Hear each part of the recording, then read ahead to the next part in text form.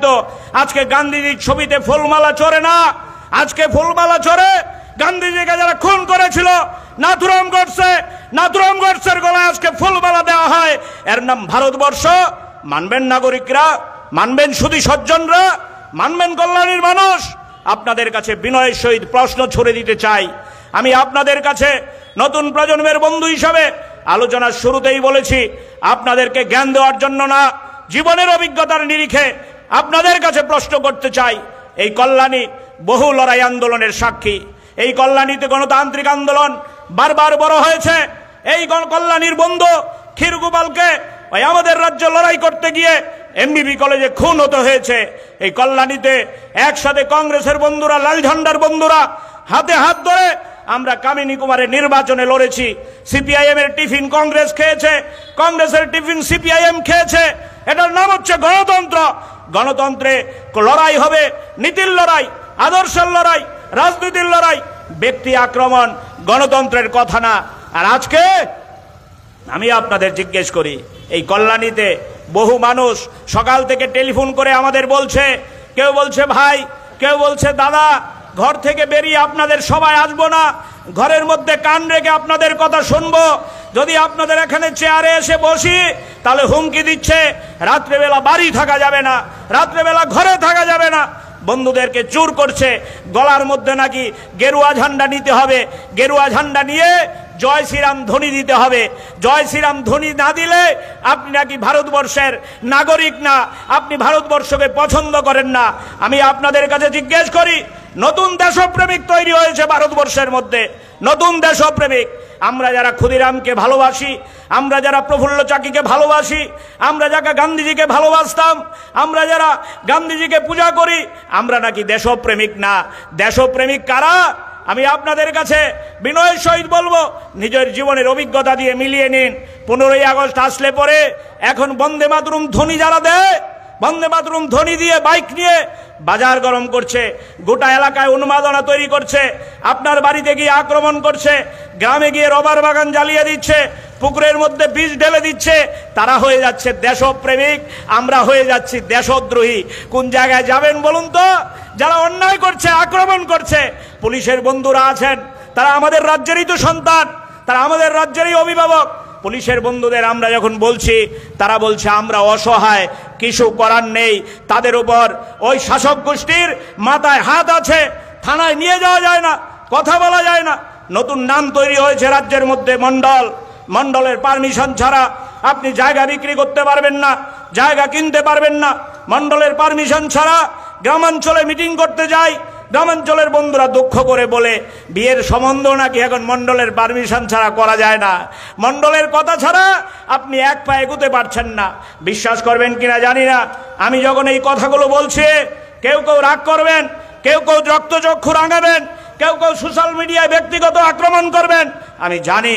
কিন্তু বলছি নিজের জীবনের অভিজ্ঞতায়। ডেকোরেটরদের বলছি মঞ্চ করে দিতে হবে, ডেকোরেটরদের বলছি চেয়ার দিতে হবে, ডেকোরেটরদের বলছি মাইক দিতে হবে, বলছে দেওয়া যাবে না। মন্ডলের নির্দেশ ছাড়া মাইক দিতে পারবো না, মন্ডলের নির্দেশ ছাড়া চেয়ার দিতে পারবো না। এর নাম গণতন্ত্র? আমি জিজ্ঞেস করি অভিভাবকরা এখানে যারা আছেন, আপনারা এর বিরুদ্ধে রুখে দাঁড়াবেন না? এর বিরুদ্ধে আপনারা 19 এপ্রিল জেহাদ ঘোষণা করবেন না? আমাদের বিরুদ্ধে ব্যঙ্গ করছে অমলরা, অরুণ সিংরা, গোপাল রায়ের সাথে মিলেছে, কংগ্রেস আর লাল ঝান্ডা একত্রিত হয়েছে। গা জ্বলে যাচ্ছে না? গা পুড়ে যাচ্ছে? আমরা দেশ বাঁচাতে লড়েছি, চিহ্ন আমাদের কাছে বড় ফ্যাক্টর না, কে কোন চিহ্নে লড়ছে এটা বড় কথা না। দেশ বাঁচানোর লড়াই, গান্ধীজির স্বপ্নকে বাস্তবে রূপ দেওয়ার জন্য লড়াই, ক্ষুদিরামের স্বপ্নকে বাস্তবে রূপ দেওয়ার জন্য লড়াই, সংবিধানটাকে রক্ষা করার জন্য আমরা লড়ছি। আপনারা বাজার গরম করছেন না। আপনারা যখন তীব্রামতার সাথে গিয়ে একসাথে মিলে গেলেন তখন কিছু হয় না। না, আপনাদের মেশিনে ঢুকলে সব সাদা। নতুন নাম তৈরি হয়েছে ভারতবর্ষে, বিজেপির ওয়াশিং মেশিন, ঢুকে গেলে সব সাদা। আপনারা স্লোগান দিচ্ছেন এক ত্রিপুরা শ্রেষ্ঠ ত্রিপুরা, তীব্রামতা স্লোগান দিচ্ছে আলাদা রাজ্য ত্রিপুরাল্যান্ড। আপনারা একসাথে মিলে গেলেন, এটার মধ্যে মূল্যবোধ নেই, নৈতিকতা নেই না?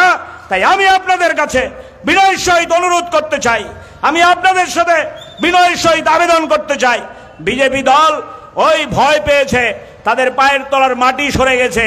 তারা যখন দেখেছে আমাদের রাজ্যে কংগ্রেস, সিপিআইএম, বামপন্থী দলগুলো, আরো বেশ কয়েকটা দল একত্রে মিলে আমরা বিজেপির বিরুদ্ধে লড়ছি। তারা থরহরি কম্প ভয় পেয়েছে, তারা বুঝতে পেরেছে যদি 19 তারিখ মানুষ গিয়ে বুতাম টিপতে পারে তাদের পরাজয় অনিবার্য। তারা যদি বুঝেছে যদি বুতে বুতে আমাদের বন্ধুরা গিয়ে ভোট দিতে পারে, নাগরিকরা যদি ভোট দিতে পারে, ইন্ডিয়া জোটের প্রার্থীর জয় অনিবার্য, বিজেপি জিতবে না। এই ভয় থেকেই তারা গোটা রাজ্যের মধ্যে নৈরাজ্যের পরিবেশ তৈরি করতে চাইছে, গোটা রাজ্যের মধ্যে গণতন্ত্রকে টুটি চিপে ধরতে চাইছে। তাই আমি আপনাদের কাছে অনুরোধ করব, ভয় ডর পৃথিবীতে শেষ কথা বলেনি, আজকেও ভয় ডর শেষ কথা বলবে না। হিটলার পারেনি, মুসলিনি পারেনি, আমাদের পাশের দেশের এরশাদ পারেনি।